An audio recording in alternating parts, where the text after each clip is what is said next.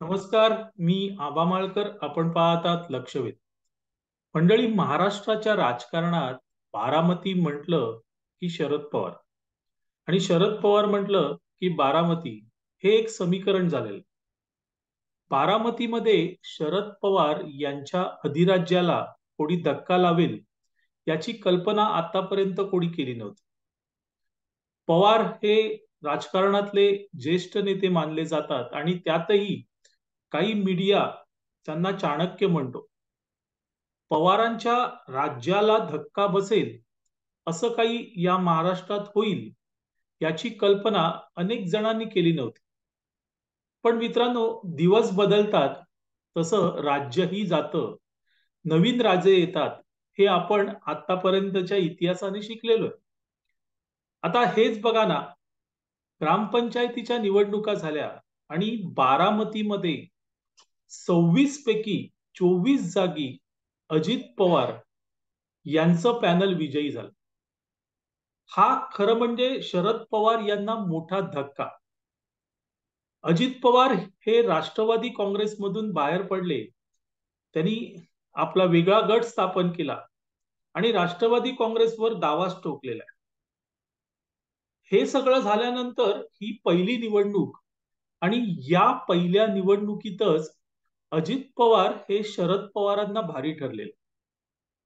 अजित पवारांच्या गटाला 406 जागा मिळालेल्या आहेत. 2359 जागांपैकी 406 जागा अजित पवार गटाने घेतलेल्या आहेत.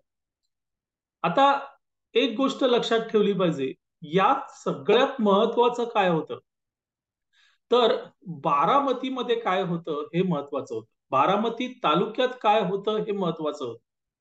आणि अपेक्षेप्रमाणे अजित पवार यांनी 26 पैकी 24 ग्रामपंचायतींवर विजय मिळवलेला आहे. इतर 2 ग्रामपंचायती भाजपकडे गेलेल्या आहेत. याचा अर्थ काय आहे? याचा अर्थ स्पष्ट आहे की बारामतीमध्ये शरद पवार यांचं जे वर्चस्व होतं त्याला हा एक मोठा धक्का आहे. अजित पवार यांनी एक करिश्मा करून दाखवलेला आहे आणि आपली गुणवत्ता सिद्ध केलेली आहे. शरद पवार यांच्यामुळे अजित पवार आहेत. हो, अगदी अजित पवारही हे मान्य करतात की मला राजकारणात शरद पवार यांनीच आणलं. पण मित्रांनो, आता ती परिस्थिती बदललेली. अजित पवार यांनी स्वतःचं अस्तित्व हे बारामती मतदारसंघात दाखवून दिलेलं आहे आणि ही खरी यातली गोम आहे. आता मित्रांनो, पुढचं राजकारण काय असणार आहे हा महत्वाचा प्रश्न. कारण बारामती जिंकणं हे केवळ अजित पवारांचं स्वप्न नाही, तर ते भाजपचं देखील स्वप्न आहे. बारामती जिंकायला पाहिजे. आपल्याला आठवतंय, निर्मला सीतारामन हे या प्रभारी महाराष्ट्राच्या लोकसभा निवडणुकीसाठी त्यांची नियुक्ती करण्यात आली आहे. आणि त्या ज्यावेळेस महाराष्ट्रात आल्या त्यावेळेस त्या पहिल्यांदा बारामतीत गेल्या. भाजप आपली सगळी ताकद बारामतीमध्ये लावतोय. याचं कारण स्पष्ट आहे की लोकसभा निवडणुकीत बारामतीमधून महाआघाडीचा किंवा माफ करा, महायुतीचा उमेदवार निवडून येईल हे लक्ष आहे. बारामती शरद पवार यांच्या हातून खेचून घेणं हे लक्ष आहे. आणि त्या दृष्टीने हे ग्रामपंचायतीचे निकाल हे अतिशय महत्वाचे ठरणार आहे. मंडळी, मागच्या काही महिन्यांपासून जर तुम्ही राजकारण अगदी बारकाईने बघितलं असेल तर तुमच्या लक्षात येईल की सुप्रिया सुळे या कमालीच्या अस्वस्थ झालेल्या आहेत. त्या भाजपवर तर आरोप करतायत, टीका करतायत, पण अजित पवारांवर देखील त्या तोफ डागतायत. एका बाजूला अजित पवार दादा आहेत म्हणायचं आणि दुसऱ्या बाजूला अजित पवार हे कसे कुटुंब फोडून गेले वगैरे वगैरे भावनिक आवाहनं करायचे. हे सगळं होत असताना, चालू असताना, सुप्रिया सुळे यांच्या चेहऱ्यावरची अस्वस्थता लपून राहिलेली नाही. त्याचं कारण काय? तर त्याचं कारण, ताईंना असं वाटतंय की येत्या लोकसभा निवडणुकीत बारामती आपल्या हातात राहील का?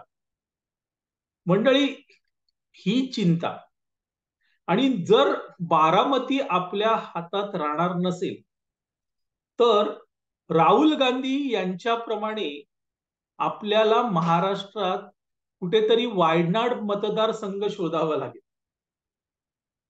मंडळी, राहुल गांधी हे उदाहरण मी मुद्दाम देतोय कारण आपल्या समोर आहे. 2019च्या निवडणुकीमध्ये अमेठीमधून राहुल गांधी उभे नाही राहिले. त्यांच्या विरोधात भाजपच्या स्मृती इराणी होत्या. आणि राहुल गांधी यांना कळलं की आपली डाळ आता अमेठीत शिजणार नाहीये. आणि त्यामुळे अमेठीमधून तर ते उभे राहिले, पण त्यांनी सुरक्षित मतदारसंघ केरळमधला वायनाड निवडला. कारण त्यांना खात्री होती की आपण अमेठीमधून आता विजयी होणार नाही. आणि त्यामुळे सुरक्षित मतदारसंघ शोधायला पाहिजे, त्यासाठी ते वायनाडमध्ये गेले. आज तीच नेमकी परिस्थिती सुप्रिया सुळे यांच्यावर आलेली. सुप्रिया सुळे यांना कळत होतं की आपण बारामती जिंकू शकणार नाही. आणि बारामती जर आपण जिंकू शकत नाही तर आपल्याला सुरक्षित मतदारसंघ कुठेतरी महाराष्ट्रातच शोधावा लागेल, जो सुप्रिया सुळे यांचा वायनाड असेल. या निवडणुकीत म्हणजे ग्रामपंचायत निवडणुकीत अजितदादा आणि भाजपने सगळ्या बारामती तालुक्यातील सगळ्या ग्रामपंचायतींवर निर्विवाद वर्चस्व मिळवलं. आणि ती सुप्रिया सुळे यांच्यासाठी धोक्याची घंटा आहे. मंडळी, लहानपणी एक गोष्ट ऐकली होती. एका जंगलामध्ये एक सिंह राहत होता. पारंपरिक पद्धतीने ते जंगल त्या सिंहाला मिळालं होतं. त्या सिंहाचे पणजोबा तिकडचे राजा होते, त्यानंतर आजोबा राजा होते, आणि त्यानंतर त्या सिंहाकडे ते जंगल आलं. सिंह जंगलाचा कारभार करत होता, पण ज्या पद्धतीने वडील किंवा पणजोबा, आजोबा, माफ करा, आजोबा जंगलाचा कारभार करत होते तसं सिंह करत नव्हता. त्याला ते जंगल हे विरासत मध्ये मिळालं होतं आणि त्यामुळे आपली प्रॉपर्टी आहे असं वागत होतं. अशा वेळेस जंगलातल्या प्राण्यांनी ठरवलं की आपण या सिंहाला या जंगलातून बाहेर काढायचं. आणि त्यांनी सगळ्या प्राण्यांनी एक बाजूच्या जंगलातला शूरवीर सिंह त्याच्याशी संधान बांधलं, त्याला जंगलात आणलं. त्या सिंहाने इतर प्राण्यांच्या पाठिंब्याने या घराणेशाही सिंहाचा पराभव केला आणि तो सिंह ते जंगल सोडून निघून गेला.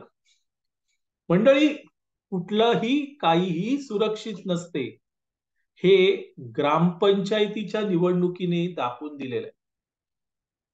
ही ग्रामपंचायत निवडणूक अतिशय महत्वाची आणि दिशादर्शक ठरलेली आहे. भाजपने 716 जागांवर विजय मिळवलेला आहे. अजितदादा गटाने 406 जागांवर विजय मिळवलाय. शिंदे गटाने जवळजवळ, म्हणजे मित्रांनो, जवळजवळ शिंदे गटाने 247 जागांवर विजय मिळवलाय. काँग्रेस 205 जागांवर विजयी झाली आहे. शरद पवार गटाला 185, तर सगळ्यात कमी ग्रामपंचायती म्हणजे 113 ग्रामपंचायती या ठाकरे गटाला मिळाल्या. त्यातही बारामती कडे सगळ्यांचंच लक्ष लागलं होतं आणि ती बारामती ही अर्थातच अजित पवारांनी घेतलेली आहे. या निवडणुकीबद्दल, म्हणजे हे जे झालं त्याबद्दल सुप्रियाताईंनी अद्याप प्रतिक्रिया दिलेली नाहीये. तुम्हाला आठवतंय सुप्रियाताई काय म्हणाल्या होत्या? ज्यावेळेस एक बातमी आली होती की बारामती मतदारसंघामध्ये अजित पवार यांच्या पत्नी सुप्रिया सुळे यांच्या विरोधात लढणार आणि पत्रकारांनी त्यांना प्रतिक्रिया विचारली होती की तुमचं काय मत आहे. त्यावेळेस सुप्रियाताई म्हणाल्या होत्या की लढायला कोणीतरी तुल्यबळ प्रतिस्पर्धी मिळेल तर चांगली गोष्ट आहे. मंडळी, तुल्यबळ नाही, तर आपल्या पायाखालची जमीन ही आता सरकली आहे हे त्याच वेळेस सुप्रियाताईंना कळत होतं. 2019च्या लोकसभा निवडणुकीमध्ये याच बारामती मतदारसंघामध्ये सुप्रिया सुळे यांना पेस आला होता. जर बारामती त्यांच्या बाजूने उभा राहिला नसता तर सुप्रिया सुळे हरत होत्या, कारण आजूबाजूचे तालुके हे भाजपकडे गेले होते. फक्त सुप्रिया ताईंना हात दिला तो बारामतीत. आता या ग्रामपंचायतीच्या निवडणुकीत आपल्याला दिसून आलं की हाच बारामती मतदारसंघ किंवा हा बारामती तालुका तो त्यातल्या 26 ग्रामपंचायती या ऑलरेडी अजित पवार आणि भाजपकडे गेलेल्या आहेत. आता तिथे काहीही उरलेलं नाहीये. त्यामुळे लवकरच सुप्रियाताई महाराष्ट्रात वायनाड शोधणार एवढं निश्चित. मंडळी, तुर्तास इथे थांबतो. आपल्याला हा व्हिडिओ आवडला तर लाईक करा, शेअर करा आणि लक्ष वेधला सबस्क्राईब करा. धन्यवाद.